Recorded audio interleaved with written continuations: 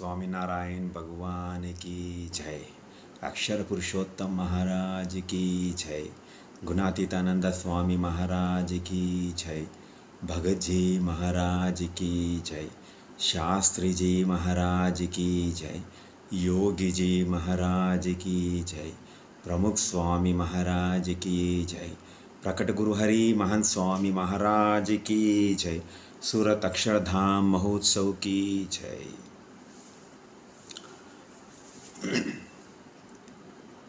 మనముంటున్న ఈ బ్రహ్మాండంలోని జీవులమందరం కూడా చాలా అదృష్టవంతులం.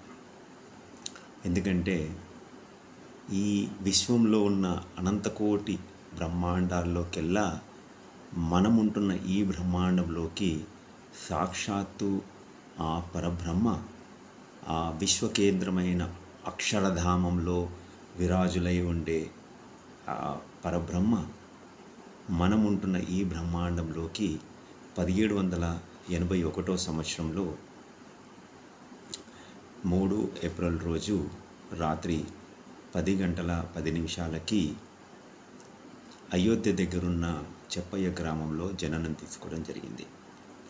ఆ రోజు ఈ బ్రహ్మాండంలోని జీవరాశులే కాకుండా ఆకాశంలో చూస్తే ఒక అద్భుతమైన ఉత్సవ వాతావరణం నెలకొల్పి ఉంది. ఆకాశంలో సకల దేవీ దేవతలందరూ కూడా రథాలపైన వచ్చి ఆ చెప్పయ్య గ్రామం పైన పూల వర్షం కురిపిస్తున్న స్థితి. మానసరోవరం నుంచి పరమహంసలు వచ్చి ఆ పరబ్రహ్మ శిశు రూపంలో ఉన్న పరబ్రహ్మని దర్శించుకోవడం కూడా జరిగింది.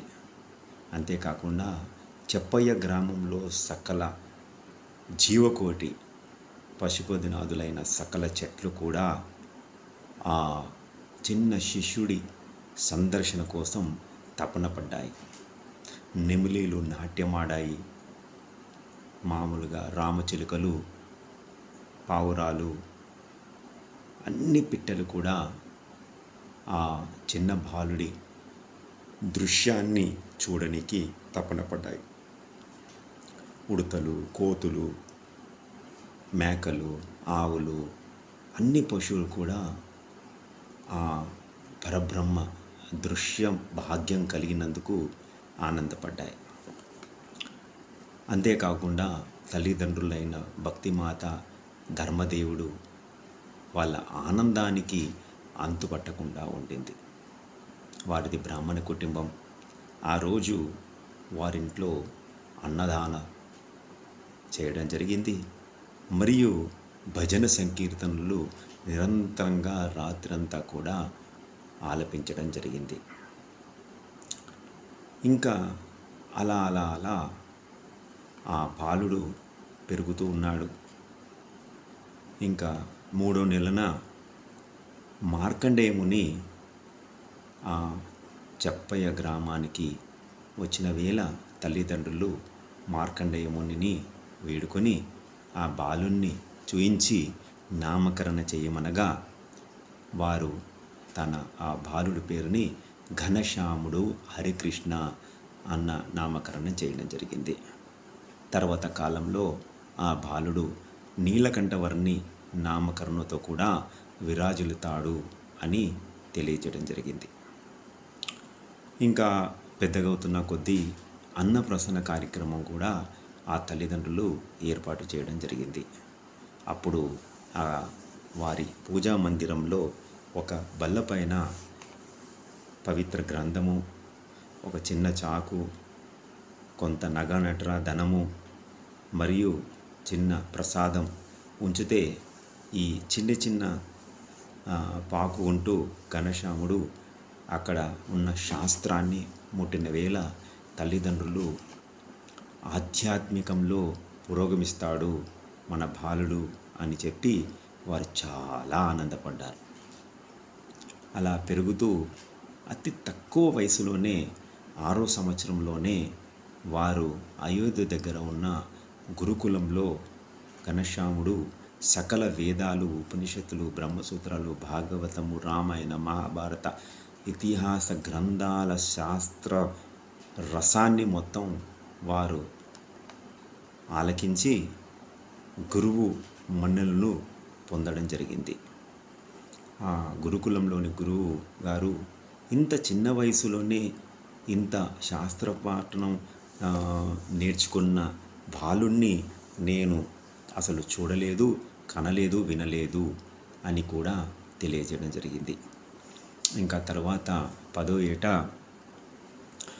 ధర్మదేవుడు ఈ ఘనశ్యాముని తీసుకొని కాశీపట్టణానికి వెళ్ళినప్పుడు అక్కడ కాశీపట్టణంలో సంవత్సరం పొడుగునా కూడా వేద విద్వాంసులు అక్కడ గోష్ఠి సభలు జరుపుతూ ఉంటారు. ఇంకా ధర్మదేవుడిని చూసి వారు చాలా ఆనందపడి వారితో విచ్చేసిన వారి బాలుణ్ణి ఆ సభకి ఉపాధ్యక్షుడిగా నియమించి వారు నిర్వహించిన సభ కార్యక్రమ పద్ధతిని చూసి వారు ముక్కుపైన నోలు వేసుకోవడం జరిగింది. ఇలా వేలు వేసుకొని నిబ్బరపోయారనమాట. శభాష్, ఇంత చిన్న వయసులోనే అంత జ్ఞానము, వీరు మామూలు బాలుడు కాదు, సాక్షాత్తు భగవంతుని స్వరూపం అని కూడా వారు తెలియజేయడం జరిగింది. ఇంకా 11వ ఏట తల్లిదండ్రులకి అక్షరధామంలో స్థిర నివాసం ఉంచి వారు గృహత్యాగం చేసి నీలకంఠవర్ణి నామకరణతో, నీలకంఠం అంటే విషమంతా కూడా మన గొంతులో ఉంచుకొని అందరికీ మంచిని పంచిపెట్టడం అన్నమాట. అలాంటి గుణాలతో, వర్ణి అంటే ఇలా తలపైన ఉన్న జుట్టుకి సిక వేయడం అన్నమాట. అది గుజరాత్లో వర్ణి అంటారు. ఆ నీలకంఠవర్ణి రూపంలో భారతదేశం అంతా 12,800 కిలోమీటర్లు 7 సంవత్సరాల 1 నెల 11 రోజులు తిరగడం జరిగింది. అదే సమయంలో అక్టోబర్ మాసంలో -70 degrees ఉన్న టెంపరేచర్లో మానస్ సరోవర్ కాకుండా బద్రీనాథ్, కేదార్నాథ్, ఆ తర్వాత బద్రికాశ్రమానికి కూడా వెళ్ళడం జరిగింది. మామూలుగా ఈ దేహ శరీరంతో బద్రికాశ్రమానికి వెళ్ళలేమన్నమాట. కేవలం ఆత్మస్వరూపంగా మాత్రమే వెళ్ళగలం. వీరు దివ్య స్వరూపంతో వచ్చారు కాబట్టే ఆ -70 degreesలో బద్రికాశ్రమం గుండా మానస్ సరోవర్ ప్రయాణ యాత్ర 6 నెలల పాటు ముగించుకొని ఆ 6 నెలల్లో కూడా ఒకసారి కూడా భోజనం స్వీకరించలేదు. తర్వాత కిందికి ప్రయాణించి నేపాల్ కాఠ్మండు దగ్గర ఉన్న గండకి నది ఒడ్డున అక్కడ ఒంటి కాలు పైన చేతులు పైకి లేపి 3 నెలల పాటు జపం చేయడం జరిగింది. ఘోరమైన జపం అన్నమాట. మనకు ఒక మాల చేస్తేనే ఒంటి కాలు మీద నిలబడి చేతులు పైకి లేపితే ఒక మాలకే చేయితంతా తిమ్మిరేస్తుంది అన్నమాట. కానీ వారు దివ్య స్వరూపం కాబట్టి సాధ్యమైందన్నమాట. ఆ తర్వాత కాలంలో ఒరిస్సా, అస్సాము, బెంగాలు, ఆంధ్రప్రదేశ్, ఉమ్మడి ఆంధ్రప్రదేశ్, ఆ తర్వాత కింది ప్రాంతం తమిళనాడు, కేరళ, కర్ణాటక, అలా మధ్యప్రదేశ్, మహారాష్ట్ర గుండా గుజరాత్కి వరకు చేరుకోవడం జరిగింది. వెళ్ళిన ప్రతి ప్రదేశంలో కూడా అనాదిగా వస్తున్న పంచతత్వాలు ఏంటి అని అడిగారు. ఎవరు సమాధానం చెప్పలేదు. ఎందుకంటే అప్పటి వరకు మనకి తెలిసినది ఒక 2 తత్వాలు, ఆత్మ, పరమాత్మ. అది శంకరాచార్యులు ప్రతిపాదించింది. తర్వాత రామానుజులు గారు ఆత్మ, మాయ, పరమాత్మ అన్న 3 తత్వాలు మాత్రమే చెప్పారు. ఆ తర్వాత వచ్చిన ఆచార్యులు శుద్ధాద్వైతమని, ద్వైత అద్వైతమని ఇలా చెప్పారు. కానీ ఇంకా మిగతా ఎవరు కూడా 4-5 తత్వాలు చెప్పలేకపోయారు. ఇలా గుజరాత్కి వచ్చిన తర్వాత రామానంద స్వామి ఆశ్రమంలో ముక్తానంద స్వామి జీవుడు, ఈశ్వరుడు, మాయ, బ్రహ్మ, పరబ్రహ్మ ఈ 5 అనాది తత్వాలు తెలియజేయడం జరిగింది. మన జీవులమంతా కూడా ఈశ్వరుల అనుగ్రహంతో మాయ ఆధీనంలో ఉంటాం. ఎప్పుడైతే ఈ కోరికలు నిమిత్తమయ్యి ఈ మాయని మనము దేహాభిమానము, మమకారాన్ని మీద పూర్తి వైరాగ్యము పొంది భక్తితో ఆ భగవంతునికి భక్తుడైనప్పుడు బ్రాహ్మ్యస్థితి పొంది ఈ అక్షర బ్రహ్మ యోగంలో పరబ్రహ్మని మనం చేరుకోగలము. ఈ అక్షర బ్రహ్మ ఎవరు అంటే భగవద్గీతలో 8వ అధ్యాయంలో శ్రీకృష్ణుడు అర్జునుడికి అక్షర బ్రహ్మ యోగం గురించి తెలియజేస్తాడు. గురుర్ బ్రహ్మ, గురుర్ విష్ణు, గురుదేవో మహేశ్వర, గురు సాక్షాత్ పరబ్రహ్మ. మరి 4వ స్థానంలోనే పరబ్రహ్మ అంటున్నాం. ఈ 5వ వాడు కదా పరబ్రహ్మ అంటే, అవును 5వ వాడే పరబ్రహ్మ. కానీ 4వ స్థానానికి ఎందుకు పరబ్రహ్మ స్థానం ఇచ్చారు అంటే, వీరు అహం శూన్యంలో ఉన్న అక్షర బ్రహ్మ గుణాతీతానంద స్వామి.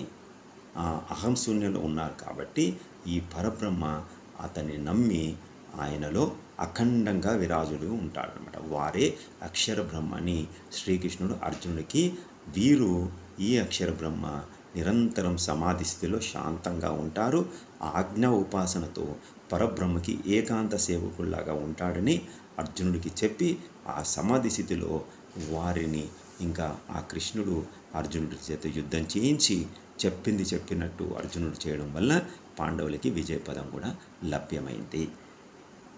ఆ తర్వాత అక్కడ రామానంద స్వామి ఆశ్రమ బాధ్యతలు స్వీకరించి ఆ తర్వాత ఆ 18వ సంవత్సరం నుంచి 49వ సంవత్సరం వరకు దాదాపు 31 సుదీర్ఘ సంవత్సరాలు ఈ బ్రహ్మ విద్య ప్రచారం చేస్తూ అద్భుతమైన సత్సంగ కార్యక్రమాలు అక్షర బ్రహ్మ మరియు సాధు సమ్మేళనంతో అద్భుతమైన సత్సంగ ప్రవృత్తిని ఏర్పాటు చేయడం జరిగింది. 49 సంవత్సరంలో వారి ధామమైన అక్షరధామానికి వెళ్ళేటప్పుడు మనకి అక్షర బ్రహ్మని ప్రసాద రూపంలో ఇవ్వడం జరిగింది.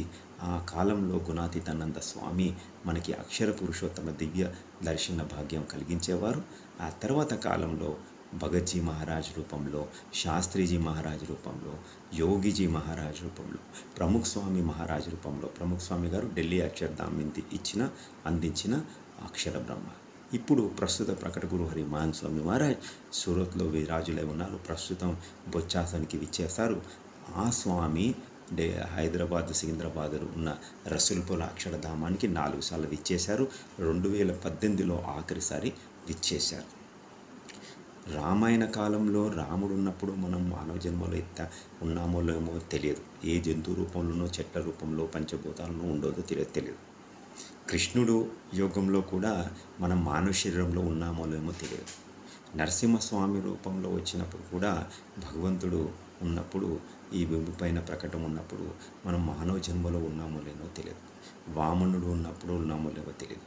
కానీ ప్రస్తుత కాలమానంలో అక్షర పురుషోత్తమ స్వామి మనకి దివ్య స్వరూపాన్ని అందిస్తున్న వేళ మనం మానవ జన్మలో ఆ స్వామిని దర్శనం చేసుకున్నందుకు మనము అనంత కోటి జన్మ ఫుల్ ఫలం అన్నమాట.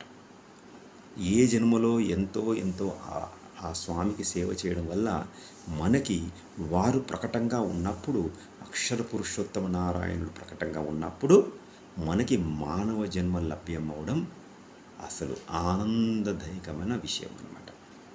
ఇందులో ఎటువంటి సందేహం లేదు. ఈ సత్సంగ ప్రవృత్తితో భాగంగా ఇవాళ కథామృతము స్నేహము. స్నేహం అంటే ఫ్రెండ్షిప్. ఒక మనిషి ఇంగ్లీష్ వాక్యంలో చూస్తే man is a social animal. ఎందుకంటే ఈ మానవుడు తన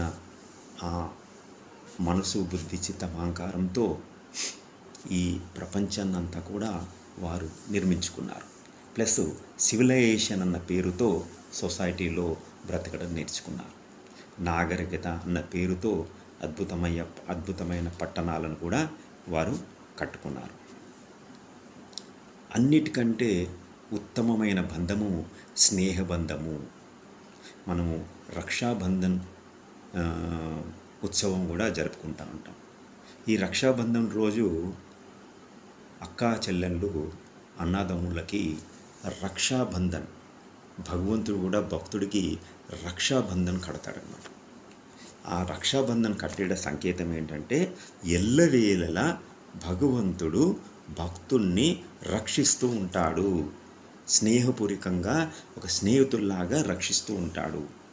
ఏ friend in need is a friend in deed అన్నారు కదా. ఎప్పుడెప్పుడు అవసరం ఉందో ఆ స్నేహితుడు వచ్చి మనకి సహాయాన్ని అందిస్తాడు. A friend in need is a friend in deed అని కూడా మనకి తెలుసు. ఇలా లౌకికమైన స్నేహము ఎలా ఏర్పడుతుంది, ఆ స్నేహ స్వరూపం ఏంటి అని మనం తెలుసుకోవాలనుకుంటే,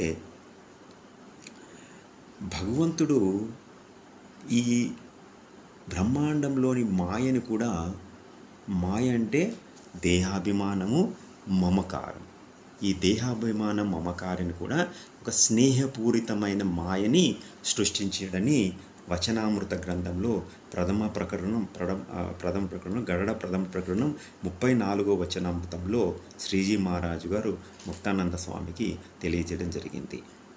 ఈ మాయను కూడా స్నేహరూపితమైన మాయగా వారు నిర్మించడం జరిగింది. అందులో ఆ స్వామి ఒక రూపాన్ని సృష్టిస్తాడనమాట. రూపం అంటే మగ ఆడ. మగవారికి ఆడవారి మీద ఆకర్షణ, ఆడవారికి మగవాడి మీద ఆకర్షణ బై డిఫాల్ట్ కలిగేటట్టు ఒక బ్యాలెన్స్డ్ సిస్టాన్ని ఆ భగవంతుడు సృష్టిస్తాడు. ఇంకా ఎంత అద్భుతమైన సృష్టిని సృష్టిస్తాడంటే తాను ఏ చిన్న తోడ్పాటు లేకుండా కూడా ఆ సృష్టి అంతా అలా బ్యాలెన్స్డ్ పద్ధతిగా ఆకర్షణలో అలా నడుస్తుంది అన్న విధంగా వారు ఈ మాయని సృష్టించి ఇంకా ఆ బ్రహ్మాండ రచన చేయడం జరిగిందన్నమాట. అందులో మనము ఈ స్నేహాన్ని ఎలా పొందుతాము? రూపం చూసి పొందుతాము, ఆకారం చూసి పొందుతాము, రంగు చూసి పొందుతాము, స్వరూపాన్ని కూడా చూసి మనము ఆకర్షణ అవుతామన్నమాట. కానీ ఇవి ఒక మాయలో ఉండి మనము దీన్ని పరిశీలిస్తే అవి తాత్కాలికంగా మనకి గుర్తొస్తాయి, తెలుస్తాయి. ఇవి తాత్కాలికమని తెలుస్తాయి, ఎందుకంటే దేహమే అంతమవుతుంది కాబట్టి. కానీ ఇదే ఈ రూపమే భగవంతుని రూపమయ్యి, ఈ రంగే భగవంతుని రంగయ్యి, ఈ స్వభావమే భగవంతుని స్వభావం మీద మన స్నేహాన్ని కనుక పెంచుకుంటే అప్పుడు మనకి ముక్తి కలిగే మార్గంలో మనం ప్రయాణం చేయవచ్చు అన్నమాట. ఇది మనం ఎప్పుడు కలుగుతుంది? భగవంతుడు మరియు భగవంతునితోని జీవించే సాధువులతోని స్నేహం చేయడం వల్ల ఈ ముక్తి మార్గంలో మనం ప్రయాణం చేయవచ్చు. లేక లౌకికమైన పంచ విషయాలతో ఈ ప్రపంచంలో ఉన్న విషయాలతోని మనం కనుక స్నేహం చేస్తే అది తాత్కాలికంగా ముగుస్తుంది. దాన్నే జీవుడు అంటారు. మరి ముక్తి మార్గంలో భగవంతుడు మరియు భగవంతునితోని జీవించే సాధువులతోని స్నేహం చేస్తే మనకి ముక్తి మార్గము లభిస్తుంది.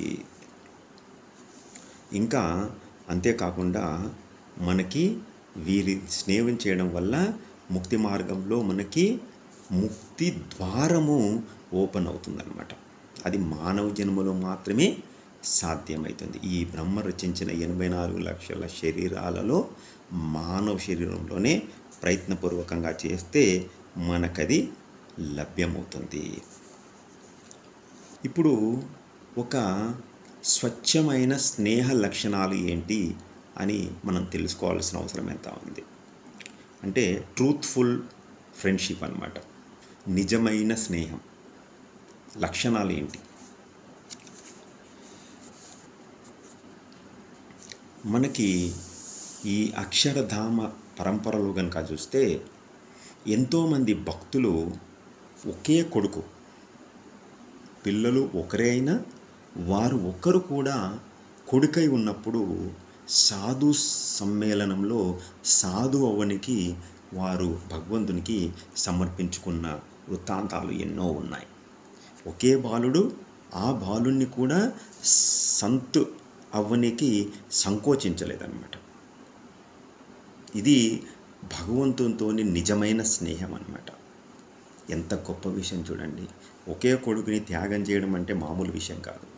అది భగవంతునికి త్యాగం చేస్తున్నారంటే వారు భగవంతునితో ఎంత అద్భుతమైన నిజాయితీపూర్వకమైన స్నేహంతో ఉన్నారో, జీవిస్తున్నారో మనము గుర్తు తెచ్చుకోవచ్చు.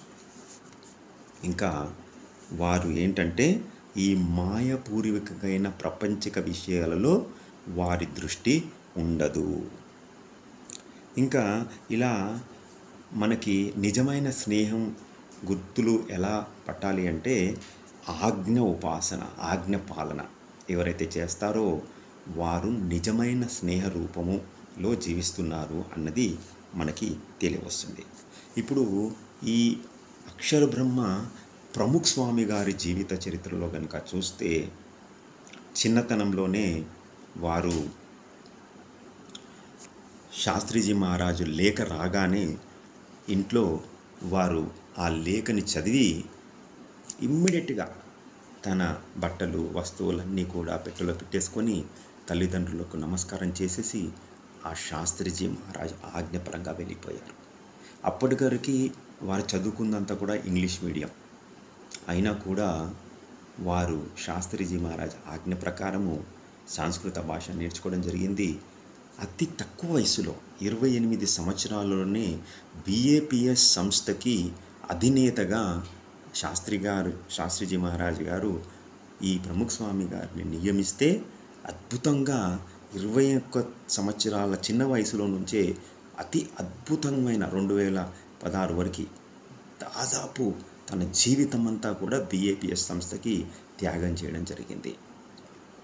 ప్రస్తుత ప్రకట గురువారు మహాన్ స్వామి గారు కూడా ఇలాగే శాస్త్రీజీ మహారాజు ఆజ్ఞతో వారు తన డిగ్రీ పరీక్షలు రాసిన తర్వాత యోగిజీ మహారాజ్ దగ్గరికి ఇంకా కుటుంబం దగ్గరికి వెళ్ళలేదన్నమాట.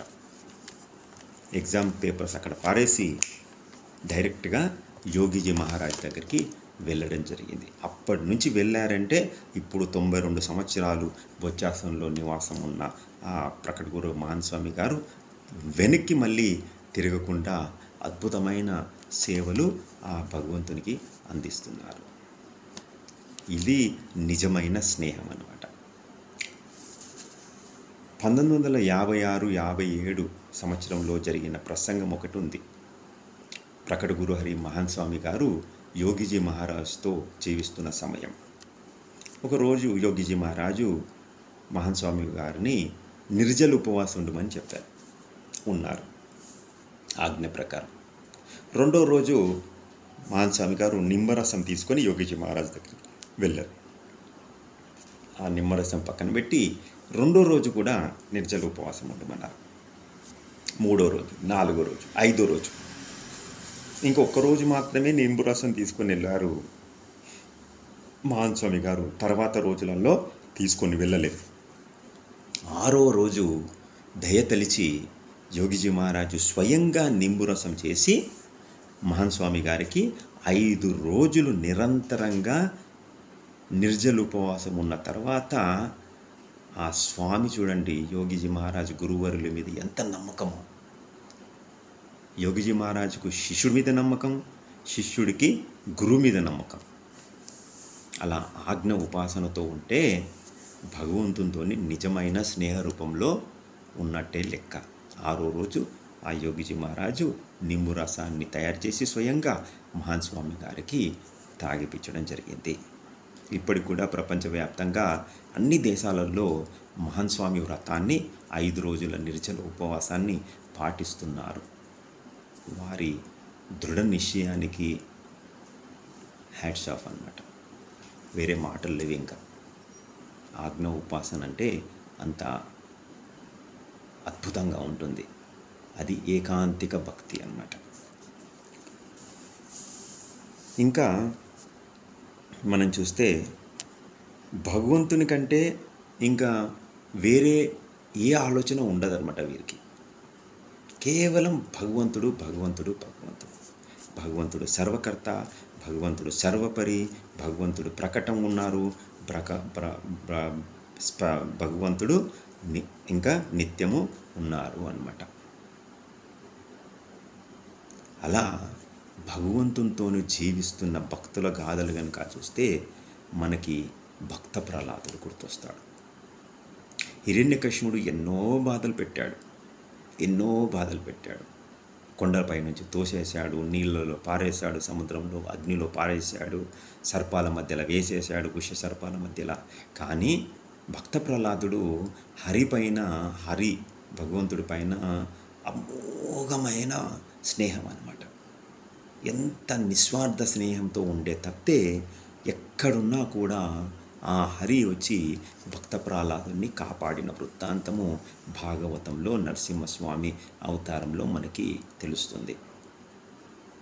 భక్త రామదాసు చూడండి, ఎంతో అద్భుతమైన స్నేహరూపముగా భద్రాచలాన్ని కట్టించి తానీషా దగ్గర ఉన్న పన్ను సొమ్ముతో వారు కట్టించి, ఆ తరువాత వారికి రాముల వారికి ఉన్న స్నేహం ఎలాంటిదంటే స్వయంగా లక్ష్మణుడు రాముడు వచ్చి తానీషాకి గోల్కొండ ఫోర్ట్లో ఆ సొమ్ము అంతా మళ్ళీ చెల్లించి వెళ్ళిన వృత్తాంతం కూడా మనకి తెలుసు.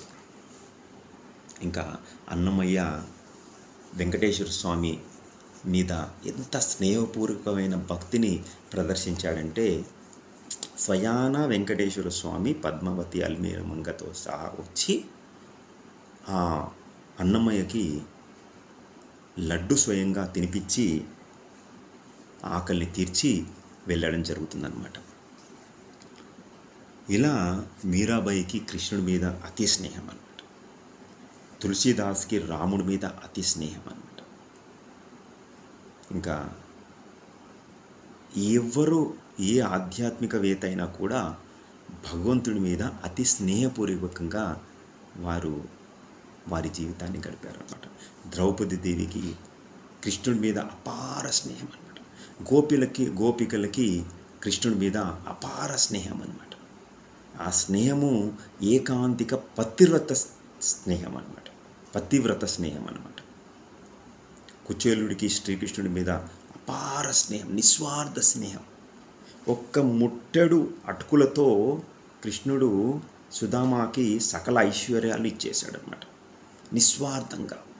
హనుమంతుడు రాముడికి నిస్వార్థ సేవ చేశాడు స్నేహితుడిగా. చూడండి, వానరసేన మొత్తము రామాయణంలో రాముడికి స్నేహపూర్వకంగా వారికి తోచిన విధంగా సహాయం చేసి అద్భుతమైన రామదండు రాముడికి స్నేహపూర్వకంగా సహాయం చేసి రామునిపై విజయం సాధించడంలో తోడ్పడినాయి. ఇలా మన పూర్వ వృత్తాంతాలు కనుక చూస్తే స్నేహపూర్వకంగా భక్తిని ప్రదర్శించి అమోఘమైన ముక్తిని పొందిన జీవిత గాథలు మనకి ఎన్నో లభ్యమవుతాయి. అదే ద్వేషపూరితంగా ఉంటే మనము బ్రతకలేము, మనము ముక్తి పొందలేము. ఈ రెండు జరగవు అన్నమాట. ఇంకా మనము భగవంతుడితో స్నేహం పొందాలనే ఉపాయం ఎలా పొందాలి అంటే సత్పురుషుడి యోగం అన్నమాట. సత్పురుషుడు ఎవరు? మనకి గుణాతీతానంద స్వామి, అక్షర బ్రహ్మ. ఈ సత్పురుషుడి యోగంలో కనుక వచ్చి వారు నిర్దేశించిన ఆజ్ఞ ప్రకారము మనం సేవలను కనుక అందిస్తే, ఆ సత్పురుషుడి ప్రసన్నం మనం కనుక పొందగలిగితే ఇంకా మనము ఒక నిస్వార్థ స్నేహితుడుగా మనము ముద్ర వేయబడతాము. తర్వాత మనకి మోక్ష ద్వారము కూడా తెరవబడుతుంది. ఇప్పుడు భగవంతునితో స్నేహం ఉంటే లాభం ఏంటి అన్నది కూడా మనం విచారణ చేస్తే మనలో జీవన పరివర్తన వస్తుంది. మొదటిది జోగన్ భాయ్ వృత్తాంతం మనకు తెలుసు. వారు మన వంకాయలు ఎలా కట్ చేస్తామో అలా మనుషులని కట్ చేసేవాడు అన్నమాట. అంత కిరాతకంగా వారు గజ దొంగలాగా ఉండేవారు అన్నమాట. ఒకసారి ఈ స్వామినారాయణ భగవాను ఇంట్లో ఆవులను ఎత్తుకుపోదామని వస్తాడనమాట జోగన్ భాయ్. అయితే ఆవులను కట్టేసే షెడ్ దగ్గరికి వెళ్ళి ఆవుని విడుచుకొని వెళ్దాము అని వెళ్ళేసరికి స్వామినారాయణ భగవాన్ అక్కడ నిల్చున్నట్టు కనపడేది అనమాట. అరే అని చెప్పి ఇంట్లో ఎవరైనా ఉన్నారని కిటికీలో నుంచి తొంగి చూస్తే మళ్ళీ స్వామినారాయణ భగవాన్ పడుకున్నట్టు కనపడేది. ఇటు ఎడ్ల కుట్టంలో ఇక్కడ నిల్చున్నట్టు కూడా కనపడేది. 1 రోజు, 2 రోజులు, 3 రోజులు, 4 రోజులు, 5 రోజులు, 5 రోజుల పాటు కూడా వారు అలాగే జరిగింది. గజ దొంగ అయినా కూడా స్వామినారాయణ భగవాన్ ఇంట్లో ఒక ఆవుని దొంగతనం చేయలేకపోయాడు. ఈ మహిమని చూసి వారి సత్సంగంలో స్వామినారాయణ భగవాన్ సత్సంగంలో వచ్చి వారు కూర్చోవడం జరిగింది. వెనకాల కూర్చుంటాడు అనమాట. సత్సంగంలో వెనకాల కూర్చున్న దృశ్యం చూసి స్వామినారాయణ భగవాన్ ఆ జోగన్బాయిని చూసి, జోగన్బాయ్ నా ముందుకొచ్చి కూర్చో అని అడుగుతారనమాట. అలా పిలవగానే జోగన్బాయ్ మంత్రముగ్ధుడైపోతాడనమాట. ఏంటి, నేను ఆయనకి తెలియదు, అయినా వారు నన్ను పేరుతో పిలిచారు, ఆప్యాయంగా పిలిచారు, ముందు కూర్చోమన్నారు అన్న మాటలు విని మంత్రముగ్ధుడైపోయి తన తల్వార్తో అనేక జీవులని హంతమించిన ఆ తల్వార్ని స్వామివారి పాదాల ముందు పెట్టేస్తాడనమాట. ఇలా పరివర్తన అనమాట. అస్సాంలో ఒక తాంత్రికుడు ఉండేవాడు అనమాట. ఈ నీలకంఠవర్ణి స్వామి అక్కడికి వెళ్ళినప్పుడు ఆ తాంత్రికుడు నీలకంఠవర్ణి స్వామిని అంతం చేయాలని తాంత్రిక విద్యని ప్రదర్శిస్తాడనమాట. ఏవి పనిచేయవు, ఆత్మలను పిలుస్తాడు, ఆయన కూడా పనిచేయవు. ఆ తర్వాత రాత్రి మరుసటి రోజు మళ్ళీ వస్తానని చెప్పి వెళ్ళి రాత్రిపూట అమ్మవారిని ప్రకటన చేస్తాడనమాట. అమ్మవారిని ప్రకటన చేసిన తర్వాత అమ్మవారిని ఆరాధిస్తాడు. ఇలా ఒక చిన్న బాలుడు వచ్చి ఉన్నాడు మన ఊరికి, అస్సాంలోకి బాలయోగిలా కనపడుతున్నాడు. ఎన్ని ప్రయత్నం చేసినా మీరు ఇచ్చిన శక్తులు ఏవి పనిచేయలేవు. ఇప్పుడు అతి అద్భుతమైన శక్తిని ఇస్తే రేపు పొద్దున వెళ్ళి ప్రయోగం చేసి వారి మీద విజయం పొందాలి అంటే అమ్మవారు ఏమంటుందంటే, ఒరే మూర్ఖుడా, వారెవరో తెలుసా? వారు సాక్షాత్తు పూర్ణ పురుషోత్తం నారాయణుడు. దేవీ దేవతలంతా బ్రహ్మగడియలలో వారికి నమస్కారం చేయనీకి లైన్ కడతారు. మీరు రేపు వెళ్ళి వారి కాదాల మీద పడు, ఎందుకంటే ఆ మహాభాగ్యము, ఆ దృశ్యము దేవీ దేవతలకి కలిగది, నీకు కలిగింది అని చెప్పగానే మరుసటి రోజు ఆ తాంత్రికుడు వెళ్ళి కాళ్ళ మీద పడి వేడుకుంటాడనమాట. ఇలా ప్రవర్తన మార్పు అన్నమాట. తాంత్రికులని, మంత్రకారులని, దొంగలని కూడా మార్చగలిగేది ఆ భగవంతుడికి శక్తి ఉందన్నమాట. భగవంతుడు తలుచుకుంటే ఎవరినైనా ముక్తి మార్గాన ప్రయాణం చేయించగలడనమాట. ఆ భగవంతుని స్నేహం చేస్తే మనకి లాభం కలిగేది మన ప్రవర్తనలో మార్పు అన్నమాట. ఎవరూ మార్చలేరు, కేవలం భగవంతుడు మార్చగలడనమాట. ఇంకా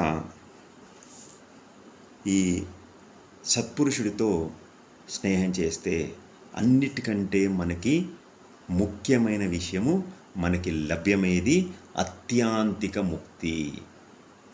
నిత్య ప్రళయం, నిమిత్త ప్రళయం, ప్రకృతి ప్రళయం, అత్యాంతిక ప్రళయం అని జయించి అత్యాంతిక ముక్తి మనకి ప్రాప్తి అవుతుందన్నమాట.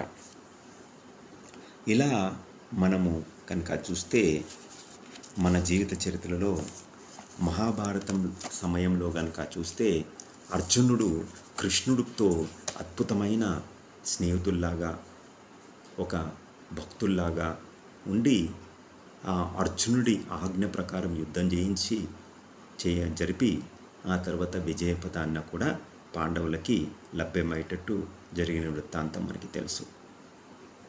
రామాయణ కాలంలో కూడా మనకి అదే వృత్తాంతం.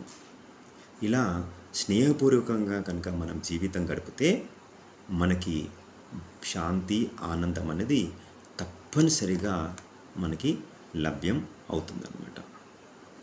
ఈ కథామృతంలో భాగంగా ప్రకట గురుహరి మహాన్ స్వామి గారు మనకి ఇవాళ స్నేహ రూపం ఎలాంటిది, ప్రపంచ విషయాలతో స్నేహం పొందితే ఏమవుతుంది, భగవంతునితో జీవించే సాధులతో స్నేహం కూడితే ఎలా ఉంటుంది, మనకి ఏమి ప్రాప్తి అవుతుంది, ఆ ప్రాప్తితో వచ్చిన లాభం ఏంటి, మనం ముక్తి ఎలా పొందుతాము అన్న అద్భుతమైన విషయాలని స్నేహం అన్న కథామృతంలో అతి సూక్ష్మ రహస్యాలను మనకి తెలిపి ఆనందమైన మనకి జ్ఞాన ప్రసాదం ఇచ్చినందుకు వారికి సభాముఖంగా మానసిక దండవత్ ప్రణామాలు తెలుపుతూ ఈ సభని ఇంకా ఇతడితో ముగిస్తున్నాం. శ్రీ స్వామినారాయణ భగవానికి జై. అందరికీ నమస్కారం.